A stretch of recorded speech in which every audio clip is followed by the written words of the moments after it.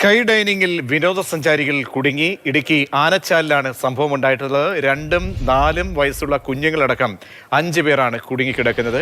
ദൃശ്യങ്ങൾ ആദ്യം.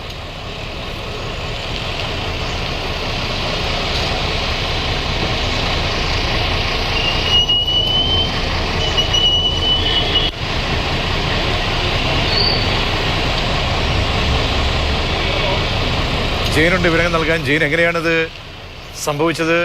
തടസ്സം നേരിട്ടത്, സാങ്കേതിക തകരാർ സംബന്ധിച്ചുള്ള കാര്യങ്ങൾ, ഇതിലുള്ള ആളുകൾ, കുടുംബം, അവരൊക്കെ സുരക്ഷിതരാണോ? അപ്പോൾ എന്താണ് രക്ഷാദൗത്യം സംബന്ധിച്ച വിവരങ്ങൾ? പ്രജീഷ, ഇത് പുതിയതായി ആനച്ചാലിൽ ആരംഭിച്ച ഒരു വിനോദ സാഹസിക ഡൈനിങ് ഒരു ആക്ടിവിറ്റീസ് ആണ്. അതായത് ക്രെയിനിൽ ഡൈനിങ് ടേബിൾ ഉൾപ്പെടുന്ന ഒരു ഇരിപ്പിടമടക്കമുള്ള സംവിധാനം മുകളിലേക്ക് ഉയർത്തി വെച്ചതിന് ശേഷം അവിടെ ഭക്ഷണം നൽകുന്നതാണ് ഇതിന്റെ ഒരു പ്രത്യേകത. ഏതാണ്ട് 2 മാസങ്ങൾ മാത്രമേ ആയിട്ടുള്ളൂ ഇത് ആനച്ചാലിൽ പ്രവർത്തനം ആരംഭിച്ചത്. ഒരു പക്ഷേ സംസ്ഥാനത്തെ ഇങ്ങനെ ഒരു രീതി അല്ലെങ്കിൽ ഇത്തരം ഒരു സ്കൈ ഡൈനിങ് എന്ന ഒരു പദ്ധതി മറ്റൊരിടത്തും ഉണ്ടാകില്ല. അവിടെയാണ് ഇത്തരമൊരു അപകടം സംഭവിച്ചിരിക്കുന്നത്. അതായത് ക്രെയിൻ ഉപയോഗിച്ചതിന് ശേഷമാണ്, ഈ ആളുകൾ കയറിയതിനു ശേഷം ക്രെയിൻ ഉപയോഗിച്ച് ഇത് മുകളിലേക്ക് ഉയർത്തുകയാണ് ചെയ്യുന്നത്. ഇപ്പോൾ സംഭവിച്ചിരിക്കുന്നത് ഈ ക്രെയിൻ തകരാറിലായിരിക്കുന്നു എന്നുള്ളതാണ്. അതുകൊണ്ട് തന്നെ ഈ മുകളിലേക്ക് ഉയർത്തിയ ആളുകളെ ഇപ്പോൾ താഴേക്ക് ഇറക്കാൻ കഴിഞ്ഞിട്ടില്ല. ഏതാണ്ട് 1.5 മണിക്കൂറോളമായി ഈ വിനോദസഞ്ചാരികൾ അടങ്ങുന്ന 5-അംഗ സംഘം ഈ ക്രെയിനിൽ കുടുങ്ങിയ അവസ്ഥയിലാണുള്ളത്. ഇപ്പോൾ ഈ തകരാറ് പരിഹരിച്ച് ഇവരെ താഴത്തേക്ക് എത്തിക്കാൻ വേണ്ടിയിട്ടുള്ള ഒരു ശ്രമമാണ് ഇപ്പോൾ നടന്നുകൊണ്ടിരിക്കുന്നത്. ഇതിൽ ഏറ്റവും വലിയ പ്രത്യേകത എന്ന് പറയുന്നത്, ഇത്തരം സാഹസിക വിനോദ പദ്ധതികളൊക്കെ ആരംഭിക്കുമ്പോൾ അതിന്റെ ഒരു സുരക്ഷാ ഓഡിറ്റ് കൃത്യമായി നടപ്പാക്കപ്പെടുന്നുണ്ടോ, പരിശോധിക്കപ്പെടുന്നുണ്ടോ എന്ന കാര്യത്തിൽ നമുക്ക് സംശയമുണ്ട്. കാരണം ഇത്തരം സാഹസിക പദ്ധതികൾ നടപ്പിലാക്കാൻ സംസ്ഥാനത്ത് കൃത്യമായിട്ടുള്ള ഒരു മാർഗനിർദ്ദേശമോ മാനദണ്ഡമോ നിയമമോ ഇല്ല എന്നുള്ളതാണ് ഏറ്റവും വലിയൊരു പ്രതിസന്ധി എന്ന് പറയുന്നത്. ഇപ്പോൾ അഡ്വഞ്ചർ ടൂറിസം കൗൺസിൽ അവരാണ് ഇത് സംബന്ധിച്ച ഒരു അനുമതി നൽകുന്നത്. അവർ അതിനുള്ള ഒരു കോമ്പറ്റീറ്റിംഗ് അതോറിറ്റി ആണോ എന്ന് ചോദിച്ചാൽ ആ കാര്യത്തിൽ അവ്യക്തതയുണ്ട്. ഏതായാലും ഇതിന്റെ സുരക്ഷ അടക്കമുള്ള കാര്യങ്ങൾ, അപകട സാധ്യത ഉൾപ്പെടെയുള്ള കാര്യങ്ങൾ പരിശോധിക്കാതെയാണ് ഇത്തരം സാഹസിക വിനോദ പരിപാടികൾ പല സ്ഥലത്തും ആരംഭിക്കുന്നത് എന്നുള്ളതാണ്. ഇപ്പോൾ അവരെയൊക്കെ തന്നെ നമുക്ക് സുരക്ഷിതമായി തന്നെ അടുത്ത നിമിഷം, കാരണം ഈ ഇരിക്കും തോറും ഉയരത്തിലാണ്, അങ്ങേയറ്റം ഉയരത്തിൽ ഉള്ള സമയം. കുഞ്ഞുങ്ങളുണ്ട്. കുഞ്ഞുങ്ങൾക്കൊക്കെ മാനസികമായിട്ടും ശാരീരികമായിട്ടും ഒക്കെ അനുഭവപ്പെടുന്ന ബുദ്ധിമുട്ടൊക്കെ വലിയ അളവിൽ നമ്മൾ ചിന്തിക്കണം. അപ്പോൾ മറ്റൊരു പ്രശ്നങ്ങളുമില്ലാതെ ഉടൻ തന്നെ രക്ഷാദൗത്യം പൂർത്തിയാക്കാൻ കഴിയുന്ന സാഹചര്യമാണോ? ഫയർഫോഴ്സ് ഉൾപ്പെടെയുള്ള സംവിധാനങ്ങൾ എത്തിയിട്ടുണ്ട്. ഏറ്റവും പ്രധാനപ്പെട്ടത്, വളരെ ഉയരത്തിലാണ് ഇത് ഈ ക്രെയിൻ ഉയർത്തി നിർത്തിയിരിക്കുന്നത്. അതുകൊണ്ട് തന്നെ ആളുകൾ കൂടിയുണ്ട്. അതുകൊണ്ട് തന്നെ ഈ തകരാർ പരിഹരിക്കുക എന്നുള്ളതാണ് ഇവരെ സുരക്ഷിതമായി പുറത്തേക്ക് എത്തിക്കാനുള്ള ഒരു പ്രധാനപ്പെട്ട ആദ്യ മാർഗം എന്ന് പറയുന്നത്. അപ്പോൾ ആ തകരാറ് പരിഹരിക്കാനുള്ള ശ്രമം ആരംഭിച്ചിട്ടുണ്ട്. ഏതാണ്ട് 1.5 മണിക്കൂറോളമായി ഇവരിവിടെ കുടുങ്ങിക്കിടക്കുകയാണ്. ഇതിന്റെ സാങ്കേതിക തകരാറ് പരിഹരിച്ചാൽ മാത്രമേ ഇവരെ പുറത്തേക്ക് എത്തിക്കാൻ കഴിയൂ. അതല്ലെങ്കിൽ മറ്റ് ഏതെങ്കിലും രീതിയിൽ മാർഗങ്ങൾ ഉപയോഗിക്കുക എന്ന് പറയുന്നത് വളരെ പെട്ടെന്ന് സാധ്യമാകുന്ന ഒരു കാര്യമല്ല. ഈ തകരാറ് പരിഹരിക്കുക, ഈ ക്രെയിനിന്റെ തകരാറ് പരിഹരിക്കുക എന്നുള്ളതാണ് ഏറ്റവും പ്രധാനപ്പെട്ട ഒരു മാർഗം. അതിനുള്ള പരിശ്രമം നടന്നുകൊണ്ടിരിക്കുകയാണ്. ചെറിയ കുട്ടികളടക്കമുള്ള സംഘമാണ് ഈ മേളിൽ കുടുങ്ങിയിരിക്കുന്നത്. നമുക്കറിയാം, തീർച്ചയായിട്ടും ഇടുക്കി പോലെയുള്ള ഈ വിനോദസഞ്ചാര മേഖലകളിലൊക്കെ തന്നെ ഇത്തരം കാര്യങ്ങൾ, ഈ പുതുതായിട്ടുള്ള ഇത്തരം രീതികളൊക്കെ തന്നെ കൂടുതലും ആളുകളെ ആകർഷിക്കുക, വിനോദസഞ്ചാരികൾക്ക് പുതിയൊരു അന്തരീക്ഷം ഒരുക്കുക എന്നൊക്കെ പറയുമ്പോൾ അവിടെ സുരക്ഷ വളരെ പ്രധാനപ്പെട്ടതാണ്. അപ്പോൾ സുരക്ഷയുടെ കാര്യം നോക്കൂ. എന്തെങ്കിലും പാകപ്പിഴ ഉണ്ടായിക്കഴിഞ്ഞാൽ ബാക്കി കാര്യങ്ങളൊന്നും നമ്മുടെ കയ്യിൽ നിൽക്കില്ല. അപ്പോൾ അങ്ങനെ ഇത്തരത്തിൽ സുരക്ഷ ഒരുക്കാത്ത രീതിയിൽ അല്ലെങ്കിൽ സാങ്കേതിക തകരാറൊക്കെ മുന്നിൽ കാണേണ്ട സംവിധാനം ഇതിപ്പോൾ ഇത് ഒരുപാട് ഇപ്പോൾ സാധാരണമായി മാറുന്നുണ്ടോ അവിടെയൊക്കെ? തീർച്ചയായിട്ടും. ഇപ്പോൾ നമുക്കറിയാം, മൂന്നാർ പോലെയുള്ള സ്ഥലങ്ങളിൽ സാഹസിക ടൂറിസത്തിന് വലിയ രീതിയിൽ സ്വീകാര്യത ലഭിക്കുന്നുണ്ട്. ആളുകൾ സിപ്പ് ലൈൻ പോലെയുള്ള സാഹസിക പദ്ധതികളുണ്ട്. അതോടൊപ്പം തന്നെ ഹോട്ട് ബലൂൺ ഉൾപ്പെടെയുള്ള സാഹസിക പരിപാടികൾ മൂന്നാറിലും ആനച്ചാലിലും കേന്ദ്രീകരിച്ച് നടക്കുന്നുണ്ട്. അതിന് പിന്നാലെയാണ് ഏറ്റവും ഒടുവിൽ ഈ സ്കൈ ഡൈനിങ് എന്ന് പറയുന്ന പുതിയൊരു പദ്ധതി. അത് 2 മാസം മുമ്പാണ് അത് ആരംഭിക്കുന്നത്. ഒരു ഗ്രൗണ്ടിൽ ഒരു ക്രെയിൻ കൊണ്ടുവന്ന് ഇടുക, അതിനുശേഷം ആ ക്രെയിനിൽ ഒരു ഡൈനിങ് ടേബിൾ അടങ്ങുന്ന ഒരു സംവിധാനം, ഇരിപ്പിടം അടക്കമുള്ള സംവിധാനങ്ങൾ ഘടിപ്പിച്ചിരിക്കുന്നു. അത് ക്രെയിൻ മേളിലേക്ക് ഉയർത്തുന്നതനുസരിച്ച് ഈ ഡൈനിങ് ടേബിളും ഈ ഇരിപ്പിടങ്ങളും മുകളിലേക്ക് പൊങ്ങിപ്പോകുന്നു. അപ്പോൾ ആ വലിയൊരു വ്യൂ ആസ്വദിച്ചുകൊണ്ട് ആളുകൾക്ക് ഭക്ഷണം കഴിക്കാം. ഇതാണ് ഈ പദ്ധതിയുടെ ഒരു രീതി എന്ന് പറയുന്നത്. പക്ഷേ ഇത്തരം പദ്ധതികൾ ആരംഭിക്കുമ്പോൾ ഇതിന് കൃത്യമായിട്ടുള്ള ഒരു സുരക്ഷാ ഓഡിറ്റോ അല്ലെങ്കിൽ അതുമായി ബന്ധപ്പെട്ട ഒരു മാനദണ്ഡങ്ങളോ മാർഗനിർദ്ദേശങ്ങളോ സംസ്ഥാനത്ത് ഇല്ല എന്നുള്ളതാണ് ഇത്തരം പദ്ധതികൾ ആരംഭിക്കാൻ കഴിയുന്നതിന് അവസരമൊരുക്കുന്ന ഒരു പ്രധാനപ്പെട്ട ഒരു കാരണം എന്ന് പറയുന്നത്.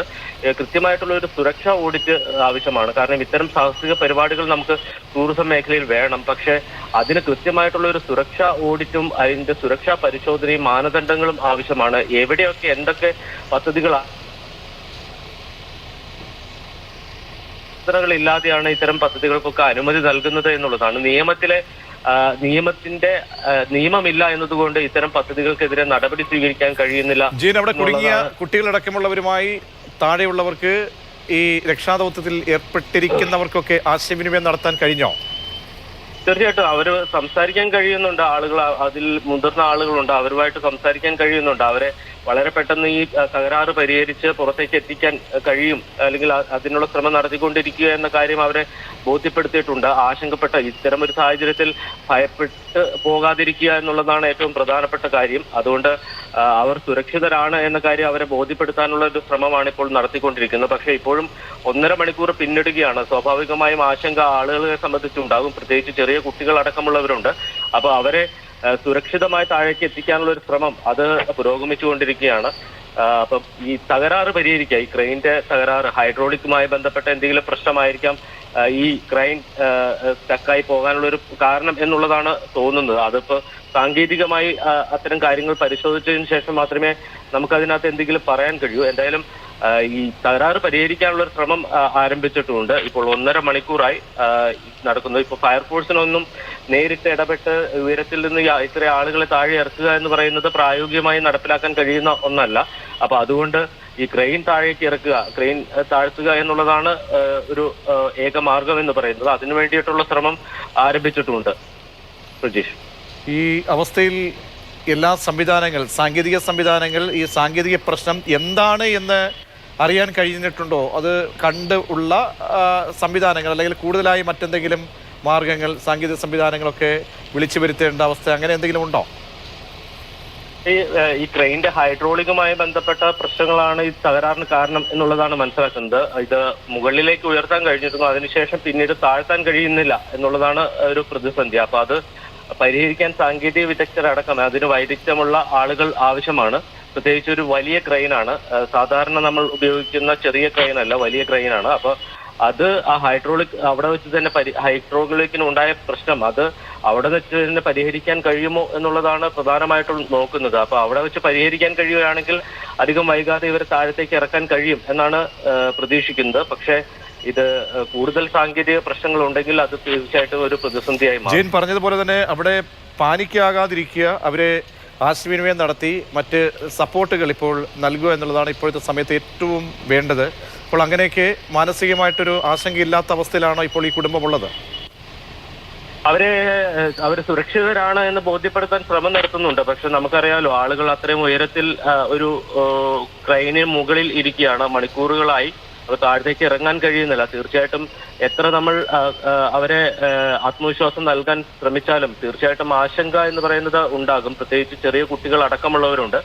അപ്പൊ അവരെ പരമാവധി പാനിക് അയക്കാതെ ഈ രക്ഷാപ്രവർത്തനം നടത്താനുള്ള ഒരു ശ്രമമാണ് നടത്തിക്കൊണ്ടിരിക്കുന്നത്. കാരണം കൂടുതൽ പാനിക് ആയാൽ തീർച്ചയായിട്ടും അത് മറ്റ് പല പ്രശ്നങ്ങൾക്കും ഇടയാക്കും. പ്രത്യേകിച്ച് ഇത്തരം ഉയരത്തിൽ ആളുകൾ നിൽക്കുന്നതാണ്. അപ്പൊ സ്വാഭാവികമായി ആരുടെ ഉടമസ്ഥതയിലുള്ളതാണ് എന്നൊക്കെയുള്ള വിവരങ്ങൾ ലഭ്യമാണോ? അത്തരം കാര്യങ്ങൾ ലഭ്യമായിട്ടില്ല. തിരുവനന്തപുരം സ്വദേശികളായിട്ടുള്ള ചില ആളുകൾ ചേർന്നാണ് ഇത്തരം ഒരു പദ്ധതി ആരംഭിച്ചിരിക്കുന്നത്. ഇതൊരു അവിടെ ഒരു ഹോട്ടലും അതോടൊപ്പം തന്നെ ഹോട്ടലിന്റെ മുറ്റത്ത് ഈ ക്രെയിൻ കൊണ്ടുവന്നിട്ടിട്ട് അത് മുകളിലേക്ക് ഉയർത്തുന്ന സ്കൈ ഡൈനിങ് എന്ന് പറയുന്ന സംവിധാനവുമാണ് ഒരുക്കിയിരിക്കുന്നത്. തിരുവനന്തപുരം സ്വദേശികളായിട്ടുള്ള ചിലരാണ് ഇത് നടത്തുന്നത് എന്നുള്ളതാണ് മനസ്സിലാക്കുന്നത്. പക്ഷേ കൃത്യമായി നമുക്ക് ഉടമകളെ സംബന്ധിച്ചുള്ള വിവരങ്ങൾ ലഭ്യമായിട്ടില്ല. ജനപ്രതിനിധികളോ മറ്റാരെങ്കിലും അവിടേക്ക് എത്തിയിട്ടുണ്ടോ? ഇപ്പോൾ എന്തായാലും ജനപ്രതിനിധികൾ തൽക്കാലം ഇപ്പോൾ എത്തിയിട്ടില്ല. പലരും തിരഞ്ഞെടുപ്പുമായി ബന്ധപ്പെട്ട തിരക്കുകളിലും മറ്റുമാണ്. ഇപ്പോൾ പ്രാദേശികമായിട്ടുള്ള ആളുകൾ ഉടനെ അങ്ങോട്ടേക്ക് എത്തും എന്നുള്ളതാണ് നമ്മൾ മനസ്സിലാക്കുന്നത്. കൂടുതൽ ആളുകളുമായി നമുക്ക് ബന്ധപ്പെടാൻ കഴിഞ്ഞിട്ടില്ല. അല്പസമയത്തിനകം തന്നെ അതുമായി ബന്ധപ്പെട്ട കൂടുതൽ വിവരങ്ങൾ നൽകാൻ കഴിയും. ജെയിൻ, ഈ കുടുങ്ങിയ ആളിനെ കുറിച്ച് കൂടുതൽ ഡീറ്റെയിൽസ് എന്താണ് അവരുടെ? അത്തരം കാര്യങ്ങൾ ലഭ്യമായിട്ടേ വരൂ. കാരണം ഈ രക്ഷാപ്രവർത്തനത്തിനാണ് ആദ്യ പരിഗണന നൽകുന്നത്. അവരെ ഈ വിനോദസഞ്ചാരികളാണോ അല്ലെങ്കിൽ പ്രാദേശികമായിട്ടുള്ള ആളുകളാണോ എന്ന കാര്യത്തിൽ കൃത്യമായ ഒരു വിവരം ലഭ്യമാകേണ്ടതുണ്ട്. പ്രാഥമികമായി ലഭ്യമാകുന്ന വിവരം ഇവർ വിനോദസഞ്ചാരികളാണ് എന്നുള്ളതാണ്. അപ്പോൾ ഈ സംസ്ഥാനത്തു നിന്നുള്ളവരാണോ അതോ ഇതര സംസ്ഥാനത്തു നിന്നുള്ളവരാണോ എന്നതടക്കമുള്ള കാര്യങ്ങളിൽ കുറച്ചുകൂടി വ്യക്തത വരേണ്ടതുണ്ട്. 1.5 മണിക്കൂറായി മുകളിലാണെന്ന് അറിയുന്നു. അതിന് മുൻപേ അവർ കയറിയതാണ്. എപ്പോഴാണ് സമയം, ആ സമയക്രമമൊക്കെ എപ്പോഴായിരുന്നു? അവിടേക്ക് ഈ സ്കൈ ഡൈനിങ് ഉയർത്തിയത് എപ്പോഴൊക്കെയായിരുന്നു? അത് എല്ലാ സമയത്തും സ്കൈ ഡൈനിങ് ഉണ്ട്. കാരണം ആളുകൾ വരുന്നതനുസരിച്ച് ഏതാണ്ട് ഒരു 20 മിനിറ്റാണ് ഒരു സംഘത്തിന് അനുവദിക്കുന്നത്. അതനുസരിച്ചുള്ള ക്രമീകരണങ്ങളാണ് ഒരുക്കിയിരിക്കുന്നത്. നമുക്കറിയാം ഇന്ന് കാലാവസ്ഥ പ്രതികൂലമായിരുന്നില്ല.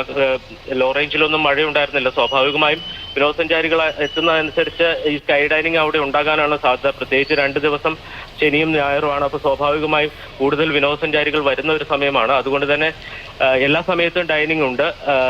ഈ ഒരു 2 മണിയോട് കൂടിയാണ് ഇത്തരം ഒരു സംഭവം ഉണ്ടായത് എന്നുള്ളതാണ് നമുക്ക് പ്രാഥമികമായി ലഭ്യമാകുന്ന വിവരം.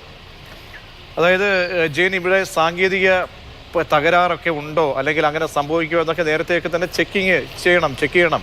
അപ്പോൾ അങ്ങനെയൊക്കെയുള്ള കാര്യങ്ങൾ നടന്നിരുന്നു? അങ്ങനെ എന്തെങ്കിലും വിവരങ്ങളും ഇത് മുൻപ് എന്തെങ്കിലും സാങ്കേതിക പ്രശ്നങ്ങൾ ഉണ്ടായിട്ടുണ്ട്? എത്ര നാളിത് ഇവർ ഈ സ്കൈ ഡൈനിങ് ഈ പരിപാടി നടത്തുന്നുണ്ട്? അങ്ങനെയൊക്കെയുള്ള കാര്യങ്ങൾ പ്രതീക്ഷ, ഇത് 2 മാസം മുമ്പാണ് ഇത് ആരംഭിച്ചത്. ഒരു പുതിയ ഒരു ആശയം എന്ന രീതിയിൽ ആണ് ഇത് എത്തിച്ചത്. പല സ്ഥലത്ത് നമുക്കറിയാം കൊച്ചി പോലെയുള്ള സ്ഥലങ്ങളിൽ ഇത്തരത്തിൽ ആകാശ കറങ്ങുന്ന ഡൈനിങ് ടേബിൾ സംവിധാനങ്ങളൊക്കെ ഉണ്ട്. അപ്പൊ അതിന്റെ ഒരു ചുവട് പിടിച്ചാണ് ഈ മൂന്നാറിലേക്ക് പോകുന്ന പ്രധാന കേന്ദ്രമായിട്ടുള്ള ആനച്ചാലിൽ ഇത്തരമൊരു വിനോദസഞ്ചാര പദ്ധതി ആരംഭിക്കുന്നത്. ആദ്യഘട്ടത്തിൽ വലിയ സ്വീകാര്യത ഇതിന് ലഭിച്ചിരുന്നു എന്ന് അവകാശപ്പെട്ടിരുന്നു. എന്തായാലും ഇതുമായി ബന്ധപ്പെട്ട എന്തെങ്കിലും സുരക്ഷാ പ്രശ്നമുണ്ടായതായി ഇതുവരെ നമുക്ക് ലഭ്യമായ വിവരമില്ല. 2 മാസമേ ആയിട്ടുള്ളൂ ഈ പ്രവർത്തനം ആരംഭിച്ചിട്ട്. സ്വാഭാവികമായും അതുകൊണ്ട് തന്നെ ആദ്യഘട്ടത്തിൽ പ്രശ്നങ്ങളൊന്നും ഉണ്ടായിരുന്നില്ല. ഇപ്പോഴാണ് ഇത് സംബന്ധിച്ച് സാങ്കേതിക തകരാറ് ഉണ്ടായിരിക്കുന്നത്. അത് സാങ്കേതിക തകരാറ് എന്താണ് എന്ന കാര്യത്തിൽ കൃത്യമായ വിവരം നമുക്ക് ഇതുവരെ ലഭ്യമായിട്ടില്ല.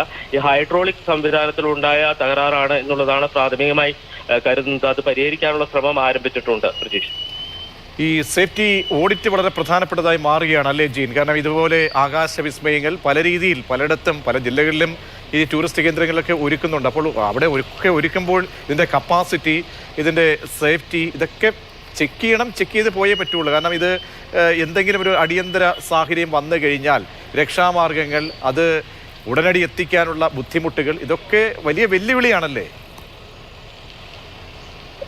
തീർച്ചയായിട്ടും ഇത്തരം ഒരുപാട് വിനോദസഞ്ചാര പദ്ധതികൾ ജില്ലയിൽ ആരംഭിക്കുന്നുണ്ട്. അപ്പൊ പലതും വിദേശത്ത് വളരെ ആകർഷകമായി നടക്കുന്ന പദ്ധതികളാണ്. പക്ഷെ അവിടെയൊക്കെ ഉപയോഗിക്കുന്ന സുരക്ഷാ മാനദണ്ഡങ്ങൾ ഇവിടെ ഉണ്ടോ എന്നതടക്കമുള്ള കാര്യങ്ങളിൽ കൃത്യമായിട്ടുള്ള ഒരു ഓഡിറ്റിംഗ് ആവശ്യമാണ്.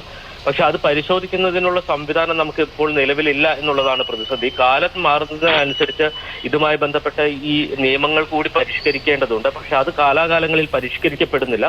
ഇപ്പോൾ സിപ്പ് ലൈൻ എന്ന് പറയുന്ന സാഹസിക വിനോദ പദ്ധതിയുണ്ട്. അതിന് പെർമിഷൻ നൽകുന്നത് അഡ്വഞ്ചർ ടൂറിസം കൗൺസിൽ എന്ന് പറയുന്ന സംവിധാനമാണ്. അവർക്ക് എത്രത്തോളം ഇതുമായി ബന്ധപ്പെട്ട് അനുമതി നൽകാൻ കഴിയും, അവർക്ക് എത്രത്തോളം സുരക്ഷാ ഓഡിറ്റ് നടത്താൻ കഴിയും, അതിൽ എത്ര സാങ്കേതിക വിദഗ്ധരുണ്ട് എന്ന കാര്യത്തിലൊക്കെ നമുക്ക് സംശയമുണ്ട്. അപ്പൊ ഇതിനകത്ത് കൃത്യമായിട്ടുള്ള ഒരു പരിശോധനയും സുരക്ഷാ ഓഡിറ്റും നിയമവും ആവശ്യമാണ്.